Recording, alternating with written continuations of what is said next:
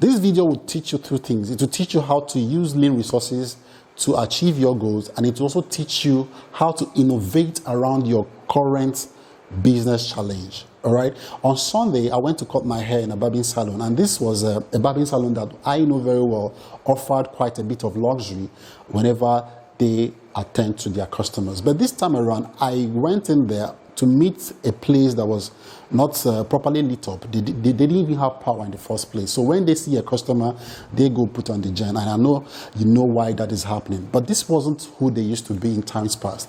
Obviously, this fuel subsidy removal has hit them bad, and they are now deviating from the value that they used to create or provide for the customers into a different business that I personally didn't understand. So when I was there, I liked the place and I got worried.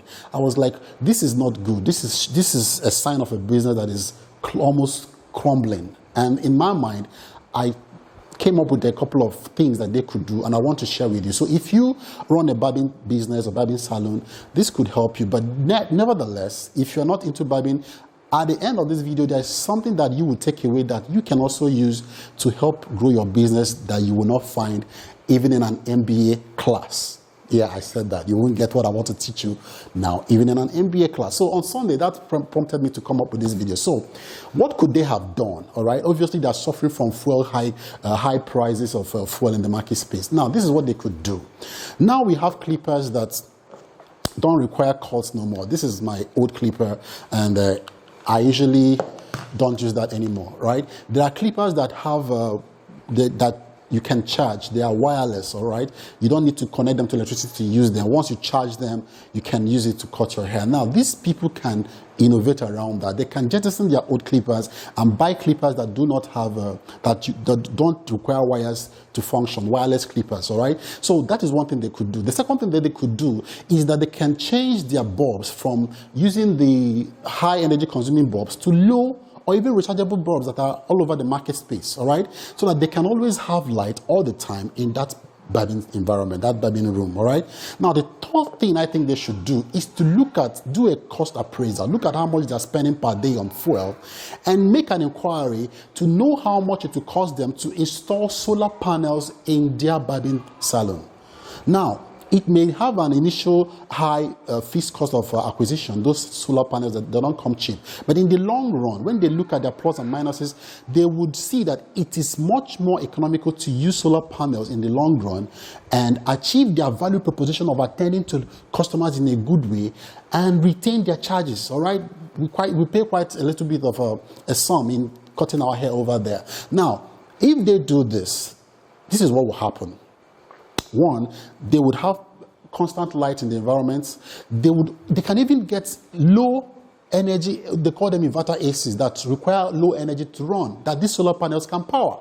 So once they do that, they would not be bound by the high cost of fuel, as it were. They would augment whatever they have there with power supply that comes from PHCN and retain their value proposition. Now, people would come to them because they have found out that they have not increased prices, so to say. Rather, they are giving the same value that people come to them, initially for, and that they have retained their customers. But whereby we come there, we cut our hair, and the ACs are not working, you're complaining, and you are still paying a high price, so to say, that you usually paid when those services were there. That is not right. So all they could do is to think about what can they do to mitigate the high cost of fuel. And I've said that they can use solar panels, low energy bulbs, and buy clippers that don't require constant plug into the lights or mains to cut the hair. So once they do that, they would achieve their value proposition of attending to customers and providing that bit of luxury that allow them charge that high sum.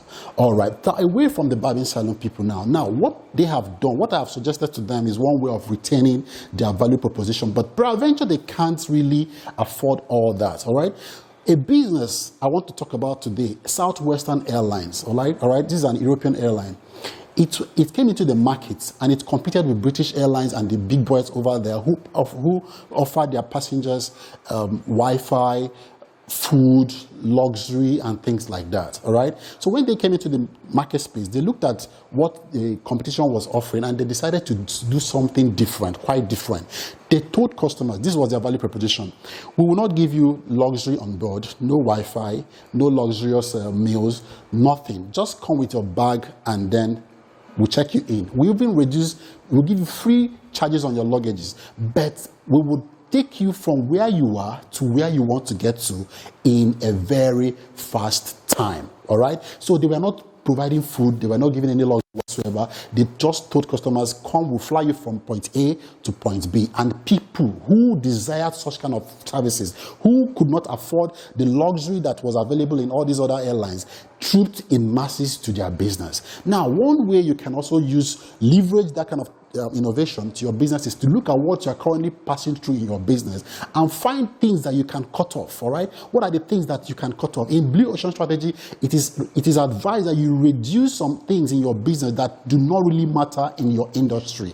All right, that is the way you can create new value frontiers as a business and position yourself as a company that would, help serve your target audience, giving them a particular kind of service if you find out that that is what they want, without doing what other people are doing in the market space. All right, so this is one way I think that any business can survive in this current time. You don't need to cry, you don't need to bemoan the circumstances that you found yourself in. Rather, find smart ways, find innovative ways to provide services to your customers using the things that are around you. If you cannot provide the default values that you provided before, cut out some, like in this barbing salon example. They could also say, we're not going to give ACs anymore.